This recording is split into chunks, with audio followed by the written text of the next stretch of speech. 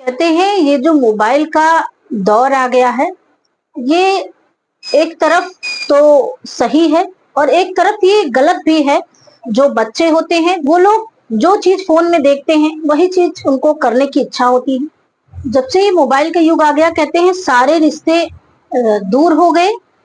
अब लोग अपने फोन में ही व्यस्त रहते हैं। किसी से बात करना तब जरूरी समझते हैं जब बात बहुत इंपॉर्टेंट होती है।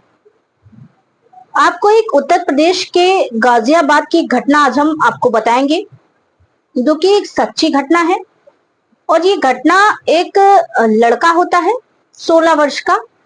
वो लड़का जब घर पे आता है, रात के 1 बजे होते हैं, गांव में ऑर्केस्ट्रा होता है और तिलक होता है। वहां से वो लड़का जब वापस आता है तो वो देखता है कि जैसे ही घर में वो घुसता है, एंट्री करता है, तो वो देखता है कि दरवाजे पे उसका भाई पड़ा हुआ है, खून से लथपथ।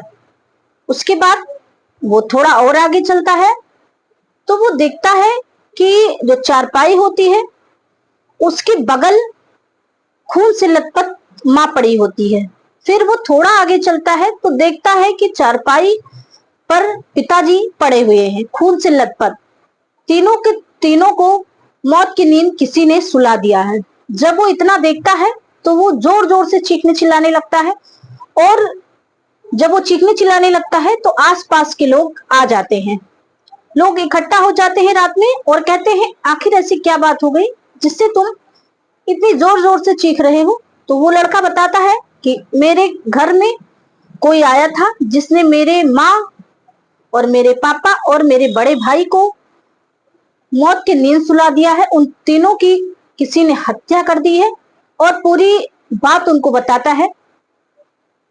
दरअसल ये जो बात बताता है लड़का, तो अब पुलिस भी जांच में जुट जाती है कि आखिर ऐसा क्या हुआ कि रात को 1 बजे, जो कि पूरा परिवार ऑर्केस्ट्रा देखने गया था, जब वो लोग वहां से आए उसके बाद ये घटना घटी।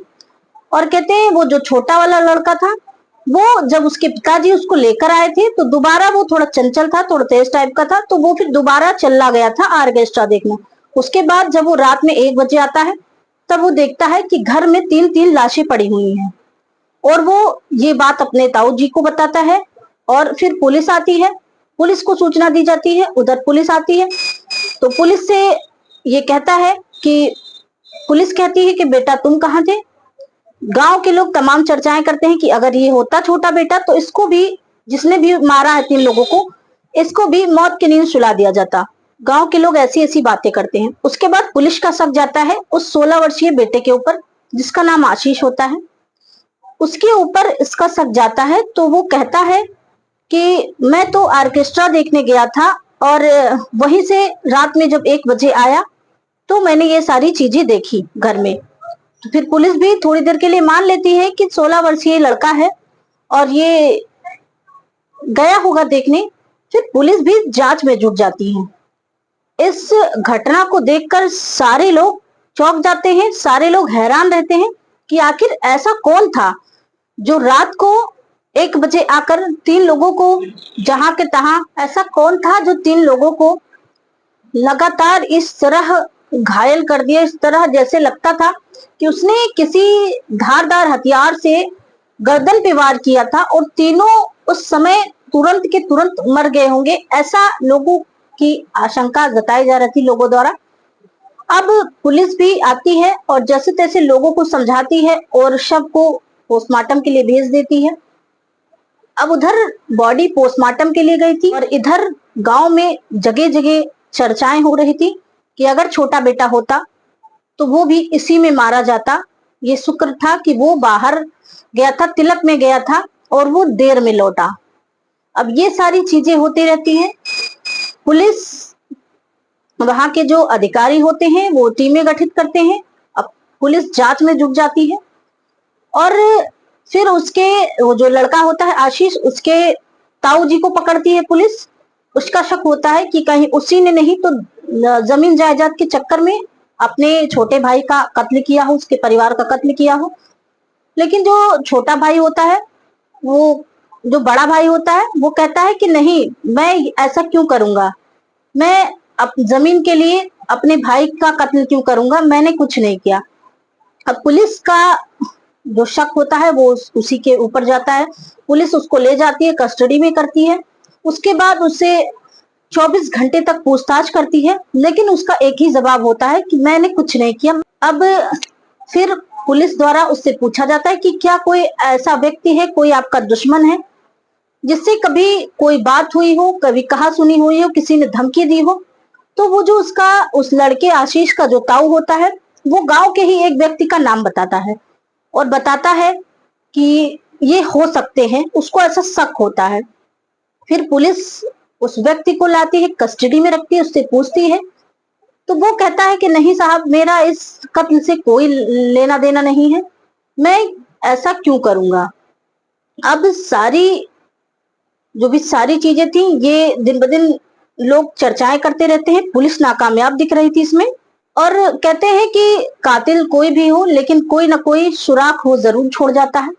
अब पुलिस पूरे एक्शन में आ गई कि कातिल का हफ्ते भर हो गया, कातिल का कोई पता नहीं चल पा रहा था। फिर वो जो गांव के व्यक्ति के ऊपर उस लड़के आशीष के जो ताऊ जी ने जिस व्यक्ति के ऊपर गांव के आरोप लगाया था कि हो सकते हैं ये, उससे पूछा जाता है। उनको फिर बुलाया जाता है, उनसे कहा जाता है कोई तो बात जरूर है जो आप बताना नहीं चाहते। तो वो कहते हैं कि मेरी बेटी थी और इनका जो छोटा बेटा आशीष है, वो दोनों प्रेम प्रसंग में थे, दोनों एक दूसरे से प्यार करते थे। और लड़का भी अभी 16 साल का है, लड़की भी उससे कम ही है, अंडर एज है। तो इसलिए हमें ये चीजें पसंद नहीं आई थी, तो इसलिए मैंने सिर्फ इनको मना किया था, बाकी ऐसी कोई बात नहीं। तो फिर उसको भी निगरानी में रखा जाता है और छोड़ दिया जाता है। फिर वो जो घर का छोटा बेटा आशीष होता है, पुलिस अब आती है एक्शन के मूड में, उसको ले जाती है। उसके बाद जब उससे पूछा जाता है कि क्या तुमने ही अपने माँ बाप और भाई का कत्ल किया है, तो वो पहले तो कहता है सर तो मैं तो था ही नहीं, मैं तो वहां तिलक में गया था और आप तिलक में वीडियो भी था, वीडियो कैमरा भी चल रहा था, आप वहां से पता लगा सकते हैं।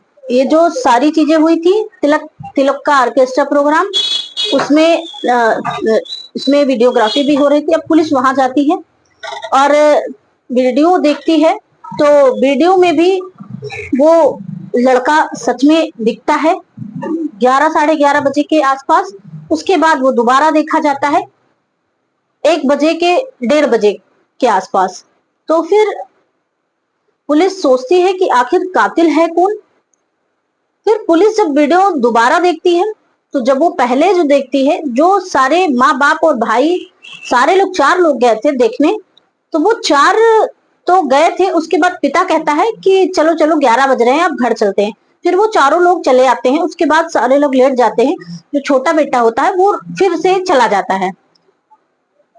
अब पुलिस ने उस वीडियो को दोबारा रिवाइंड कराया, 2-3 बार देखा, तो उसमें जो लड़का था 16 वर्ष का आशीष, जब वो माँ बाप के साथ जाता है तब उसने दूसरे कलर के ड्रेस पहने रहता है, और जब वो रात में दोबारा से जाता है अकेले, तब वो दूसरी तरह का ड्रेस पहने रहता है।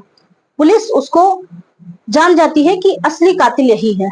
अब पुलिस उसको कस्टडी में ले आती है और पूछती आती है, क्योंकि लड़का 16 वर्ष का था, बहुत ज्यादा बड़ा भी नहीं था, हाई स्कूल में पढ़ रहा था।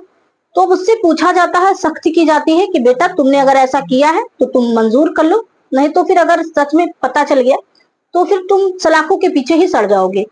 अब वो जो लड़का जब जान जाता है कि वो पूरी तरह से फंस गया है, फिर भी वो बातें बनाता है। तो पुलिस जो होती है वो उससे कहती है कि तुमने पहले पिताजी के साथ जब गए थे परिवार के साथ, तो तुमने दूसरे कलर की ड्रेस पहनी थी, और अब जब तुम बाद में गए थे तो तुम दूसरी तरह का ड्रेस पहने थे। तो लड़का कहता है कि वो ड्रेस मेरी थोड़ी पार्टी वेयर के लिए थी, इसलिए मैं पहले पिताजी के साथ वो पहन के गया था। बाद में मैं आया घर पे, तो मैंने घर के कपड़े पहने थे, इसलिए मैं उसको पहन के ही चला गया था कि पिताजी अगर जान जाएंगे मैं कपड़े बदलूंगा तो। अब पुलिस सोचती है कि ये क्या हो रहा है, पुलिस को कोई सुराग ही नहीं मिल रहा है। फिर पुलिस कहती है अच्छा ठीक है, वो जो तुम दूसरी बार कपड़े पहन के गए थे वो कपड़े मुझे ला के दे दो। फिर वो लड़का वहीं पे फंस जाता है। अब वो लड़का जब फंस जाता है तो वो लड़का रोने लगता है, चिल्लाने लगता है। अब उसको लगता है कि अब मुझे कोई बचा नहीं पाएगा, मैं तो पूरी तरह फंस गया। तो वो पुलिस फिर उससे पूछती जाती है, तो वो बताता है कि गांव की ही एक लड़की है जिससे मैं लगभग 2 साल से प्रेम करता था, और मैंने ये बात अपने घर पे भी बताई थी। मैं 2 साल से बात करता था। मैंने उस लड़की को मोबाइल भी छोटा लेकर दिया था, कभी कदार टाइम मिलता था तो बात भी करता था। और मैंने ये बात अपने घर पे बताई, अपने मम्मी पापा को बताई, तो मेरे घर वालों ने इस रिश्ते को मानने से इनकार कर दिया। इसलिए मैंने उनको मौत की नींद सुला दी। तो जो पुलिस वाले होते हैं वो पूछते हैं कि आखिर ऐसा क्या था कि तुम्हारे माँ बाप ने मना कर दिया। लड़का बताता है कि जब मैंने पिताजी से ये बात की, तो पिताजी ने कहा, बेटा ये बहुत गलत बात है, गांव की बेटी अपनी बहन होती है और बहन के साथ ऐसा कौन करता है, ये गलत बात है। अभी तुम्हारी उम्र बहुत छोटी है, पढ़ो लिखो आगे बढ़ो, फिर तुम जिससे कहोगे उससे हम शादी करवा देंगे। तो इतने में वो जो आशीष होता है 16 वर्ष का, वो इतने में ही क्रोधित हो जाता है और वहां से चला जाता है। उसने सारी चीजें बताई कि कैसे मैं वहां से चला जाता हूँ जब पिताजी ये कहते हैं। और उसके बाद मैं जाता हूँ बाजार से वो एक खुरपी लाता है, खुरपी जो कि गड्ढे वड्ढे खोदने के काम आती है, घास वास के काम आती है। खुरपी लाता है और वो जब पहुंचता है तो माँ उधर मुंह करके दरवाजे के पास खड़ी होती है।